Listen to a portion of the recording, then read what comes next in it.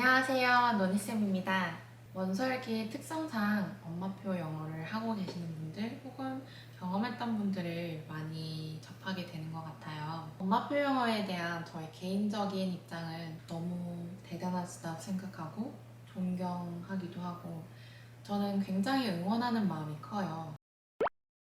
여러 가지 이유들이 있지만 그 중에 한 가지는 엄마만큼 애정을 갖고 아이를 가르칠 분이 또 있을까 하는 마음도 있고, 또 한 가지는 장점이자 단점이 될 수 있는데 한 아이를 위해서 맞춤이 가능하다는 이유에서예요. 상담을 하다 보면 엄마표를 하고 오시는 분들이 상대적으로 많이 있어요.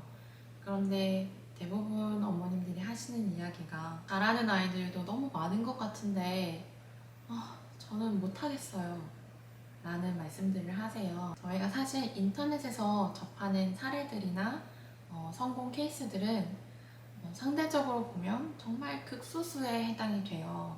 왜냐하면 저는 실패했습니다 하고 인터넷에 글을 올린다던가 저도 실패했어요 하면서 오픈을 잘 하지 않는다는 거예요. 그렇다면 왜 우리 집 아이는 남의 집 아이처럼 엄마표 영어가 잘 진행이 안 되는 걸까요? 엄마표를 하시는 분들 중에 많은 분들이 간과하는 세 가지가 있어요. 첫 번째로는 이해도 확인이 있습니다.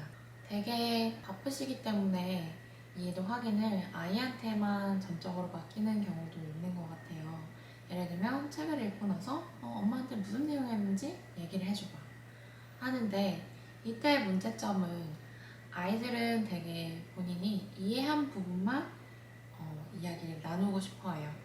즉, 이해를 하지 못한 부분을 숨기고 잘 이해된 부분만 엄마한테 얘기를 해주기 때문에 여기서 발생하는 문제는 난이도가 아이한테 맞지 않게 너무 상향 조정이 될 수 있다는 점이에요. 제가 추천드리는 방법은 따로 퀴즈 프로그램을 사용하시지 않는다면 이해도 확인을 약간 놀이식, 퀴즈식으로 아이와 함께 진행을 하는 것을 추천을 드리고, 이럴 때에는 반드시 필요한 게 어머님께서도 책에 대한 이해가 있으셔야 한다는 거예요. 간혹 가다가 아이를 옆에 앉혀둔 채 해석해봐 라고 하시는 분들도 계신데 내용의 해석보다는 책의 전반적인 이해도 확인이 더 중요해요. 그래서 해석은 지양하시길 권유를 드려요. 두 번째로는 일반화되어 있는 학습 프로그램을 내 아이에게 무조건적으로 적용을 시키는 거예요. 엄마표 영어 특성상 아이에게 맞춤으로 제작되어 있는 경우들이 있어요. 특히나 학습 프로그램이나 커리큘럼 또한 성공 사례를 기반으로 만들어져 있기 때문에 그 성공한 아이에게 맞춰져 있는 옷과도 같다고 생각을 하시면 돼요. 그 아이에게 맞는 옷이 우리 아이에게도 맞을 거라는 보장은 없어요. 모든 아이들이 다 달라요. 그 방법이나 어떠한 책이 어떤 아이에게는 흥미로울 수 있지만 또 어떤 아이에게는 굉장히 어려울 수 있어요. 그렇기 때문에 저는 엄마표 영어를 할 때 가장 중요한 거는 어머니께서 아이와 합과 속도를 맞추는 거예요. 다른 집 아이들이 같은 방법으로 성공을 했을지라도 그 방법이 내 아이한테는 맞지 않을 수도 있다는 것을 항상 기억하시고 아이에게 보다 맞는 방법을 천천히 찾아 나서실 것을 추천을 드려요. 세 번째로는 단어를 공부하지 않는다는 거예요. 단어가 왜 중요하냐면 말을 할 때에도 그렇고 무언가를 들을 때에도 그렇고 내가 단어를 모르면 들을 수도 없고 말을 할 수도 없어요. 되게 엄마표로 공부하고 온 친구들이 책은 굉장히 잘 읽는데 라이팅이 안 되는 경우들이 조금 많이 있어요. 단어를 모르더라도 읽기는 가능한 이유가 어느 정도 유추가 가능하기 때문이에요. 그런데 단어를 정확하게 알지 못한다면 내가 그 단어를 사용을 해서 영어로 글 쓰는 거는 불가능해져요. 즉, 단어는 아이의 영어 실력과도 직결이 되어 있어요. 물론 나이나 아이가 배우는 레벨에 따라 단어 공부의 정도는 차등이 있겠지만 아이가 어리더라도 단어를 놀이식으로 플래시카드로 한다고 하더라도 이 문자적인 언어에 그리고 이 단어의 생김새에 노출이 지속적으로 되는 것은 굉장히 중요하다고 생각을 해요. 대표적인 예로 엄마표를 하고 온 친구들이 가장 많이 혼동하는 단어는 there, T-H-E-R-E도 있지만 T-H-E-I-R 라는 단어가 있잖아요. 근데 대개는 라이팅을 할 때도 그렇고 아이에게 단어를 보여주면서 이거 무슨 뜻이었지? 하고 물어보면 저기? 라고 얘기를 하는 경우들도 있고 또 다른 예로는 see, S-E-A 바다도 있지만 S-E-E 보다도 있잖아요.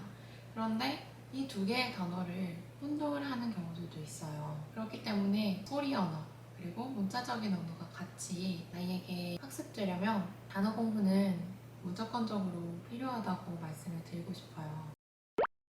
엄마표 영어를 지속하기 위해서는 사실 엄마의 역할과 선생님의 역할이 온전하게 분리가 되어야 한다고 생각을 해요. 그런데 사실 이게 가장 어려워요. 엄마의 입장에서는 관계가 우선이고 선생님의 입장에서는 아이의 영어가 우선이 되다 보니 상충할 수밖에 없는 것 같아요. 엄마 입장에서는 이러는 게 맞나? 아이와 이렇게 싸우는데 지속하는 게 맞나? 라는 생각이 들지만 또 선생님의 입장에서는 공부를 내가 시켜줘야 하는데 라는 마음이 공존하기 때문에 어려움이 발생한다고 생각이 돼요. 저는 두 입장에서 공통분모를 설정을 하는 것, 합의점을 찾는 것을 추천을 드리고 싶어요. 뭐냐 하면 우리 아이가 영어를 좋아했으면 좋겠어 하는 마음을 갖고 계시다면 엄마의 입장과 선생님의 입장을 조금은 조절을 하시면서 맞춰가실 수 있을 거라고 생각돼요. 엄마표 영어를 하다 보면